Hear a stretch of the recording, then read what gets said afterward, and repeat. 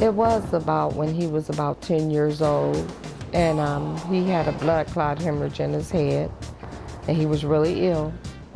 And after that, he got well and went back to school, and then things started going downhill after that. A lot of things were going on at school, and the counselors was calling me. Mood swings. Really, I didn't want to go outside. Dizzy spells. I stayed in the house. Anxiety. Didn't want to communicate with other people. Laying around, not eating, being a different child. Before then, he would play football and just be outside, and all that had changed. It's just that sense of hopelessness, of maybe not getting out of bed, not being able to function. It's a feeling.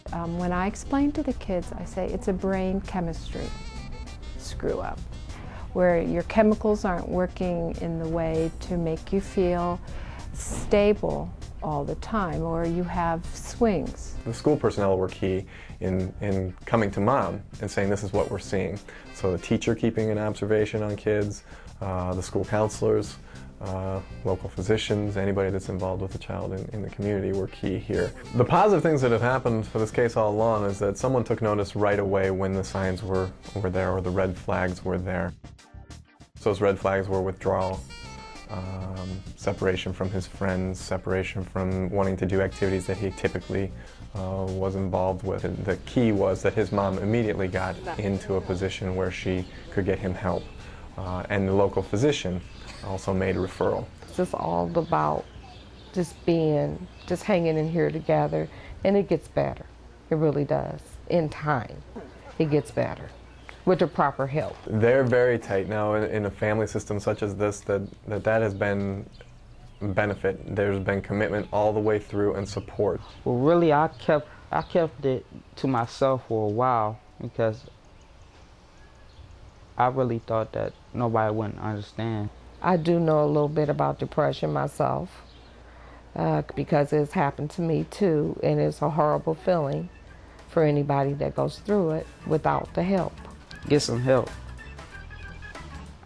That's all it is to it. Don't just sit there and just ignore it, and you need some help. It's a very serious thing.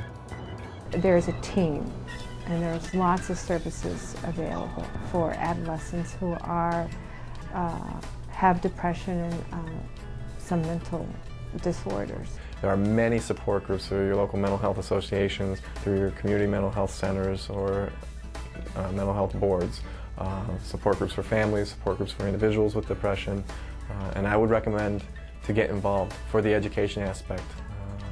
And it's not that you need to come and spill your guts at those meetings. It's coming to learn from others and to realize, this does happen across the board, all cultures, all people. It's a human thing, and it does happen to everyone. Edward showed some of the classic signs of depression: not wanting to leave home or spend time with his friends, or really do anything, even things he used to enjoy.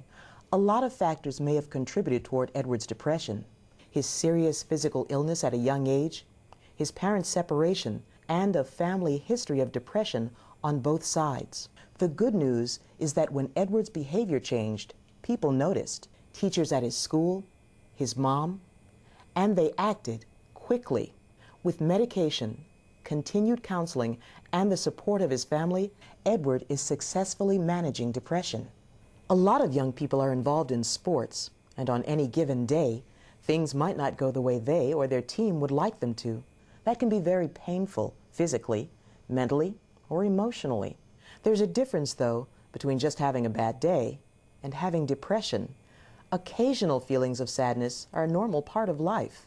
But when you suffer from depression, there's a persistent feeling of sadness, numbness, and often worthlessness.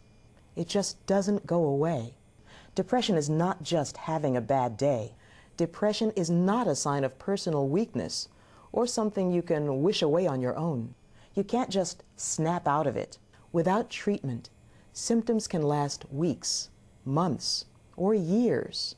If accompanied by suicidal impulses, depression can be fatal.